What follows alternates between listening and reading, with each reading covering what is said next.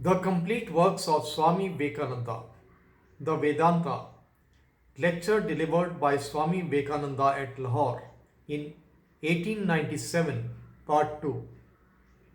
There are certain truths that are true only in a certain line, in a certain direction, under certain circumstances, and for certain times.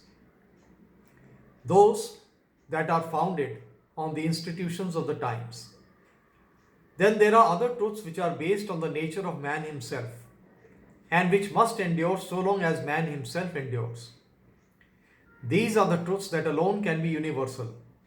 And in spite of all the changes that have come to India as to our social surroundings, our methods of dress, our manner of eating, our modes of worship, these universal truths of the Shrutis, the marvelous Vedantic ideas, stand out in their own sublimity, immovable, unvanquishable, deathless, and immortal.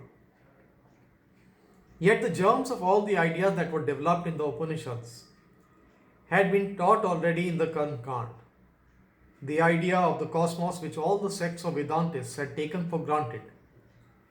The psychology which has formed the common basis of all the Indian schools of thought had there been worked out already and presented before the world. A few words, therefore, about the Karma Kand are necessary before we begin the spiritual portion, the Vedanta. And first of all, I should like to explain the sense in which I use the word Vedanta.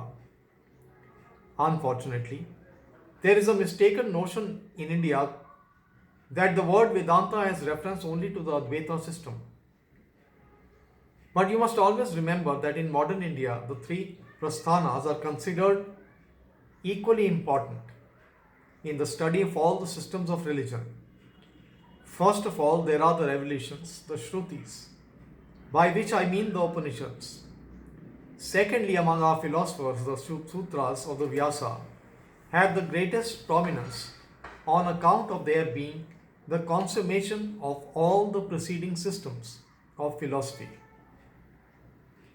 These systems are not contradictory to one another, but one is based on another.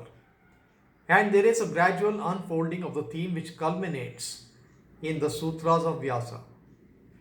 Then between the Upanishads and the Sutras, which are the systematizing of the marvelous truths of the Vedanta, comes in the Gita, the divine commentary of the Vedanta. The Upanishads and the Vyasa Sutras and the Gitas, therefore, have been taken up by every sect in India that wants to claim authority for orthodoxy, whether dualist or Vishwa Advaitist or Advaitist. The authorities of each of these are the three prasthanas. We find that a Shankaracharya or a Ramanuja or a Madhavacharya or a Vallabhacharya or a Chaitanya, anyone who wanted to propound a new sect, had to take up these three systems and write only a new commentary on them. Therefore, it would be wrong to confine the word Vedanta only to one system which has arisen out of the Upanishads. All these are covered by the word Vedanta. The Vishisht Advaitist has as much right to be called a Vedantist as the Advaitist. In fact, I will go a little further and say that what we really mean by the word Hindu is really the same as Vedantist. I want you to note that these three systems have been current in India almost from time immemorial. For you must not believe that Shankara was the inventor of the Advaita system. It existed ages before Shankara was born. He was one of its last representatives. So with the Vishisht Advaitist system, it had existed ages before Ramanuja appeared, as we have already known from the commentaries he has written. So with the dualistic systems that have existed side by side with others, and with my little knowledge, I have come to the conclusion that they do not contradict each other. Just as I have the case of the six darshanas, we find that there is a gradual unfolding of the grand principles whose music, beginning far back in the soft low notes, ends in the triumphant blast of the Advaita. So also there are these three systems we find the gradual working up of the human mind towards higher and higher ideals till everything is merged in that wonderful unity which is reached in the Advaita system. Therefore, these three are not contradictory. On the other hand, I am bound to tell you that this has been a mistake committed not by a few. We find that an Advaitist teacher keeps intact those texts which especially teach Advaitism and tries to interpret the dualistic or qualified non-dualistic texts into his own meaning. Similarly, if you find dualistic teachers trying to read their dualistic meaning into Advaitic texts. Our gurus were great men, yet there is a saying, even the faults of the guru must be told. I am of the opinion that in this only they were mistaken. We need not go into text tutoring. We need not go into any sort of religious dishonesty. We need not go into any sort of grammatical twaddle. We need not go about trying to put our own ideas into texts which were never meant for them. But the work is plain and becomes easier once you understand the marvelous doctrine of Adhikarbheda.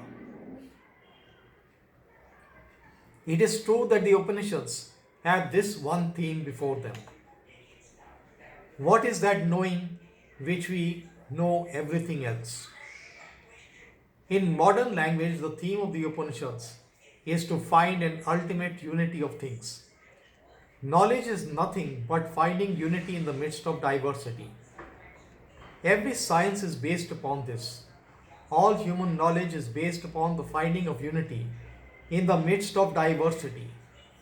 And if it is the task of small fragments of human knowledge, which we call our sciences, to find unity in the midst of a few different phenomena, the task becomes stupendous when the theme before us is to find unity in the midst of this marvelous diversified universe, where prevail unnumbered differences in the name and form, in matter and spirit, each thought differing from every other thought, each form differing from every other form. Yet to harmonize these many planes and unending globes, in the midst of this infinite variety to find unity, is the theme of the Upanishads. On the other hand, the old idea of the Arundhati Nyaya applies. To show a man of the fine star Arundhati, one takes the big and brilliant nearest to it, upon which he is asked to fix his eyes at first. And then it becomes quite easy to direct his sight to Arundhati. This is the task before us. And to prove my idea, I have simply to show you the Upanishads, and you will see it. Nearly every chapter begins with dualistic teaching, Upasana. God is first, taught as someone who is the creator of the universe, its preserver, and unto whom everything goes at last. He is one to be worshipped, the ruler, the guide of nature, external and internal, yet appearing as if he were outside of nature and external. One step further, we find the same teacher teaching that this God is not outside of nature, but immanent in nature. And at last, both ideas are discarded, and whatever is real is He. There is no difference. Shvetaketu, thou art that. That immanent one is the last declared to be the same. That is in the human soul. Here is no compromise. There is no fear of others' opinions. Truth, bold truth, has been taught in bold language. And we need not fear to preach the truth in the same bold language today. and by the grace of God, I hope at least to be the one who dares to be that bold preacher.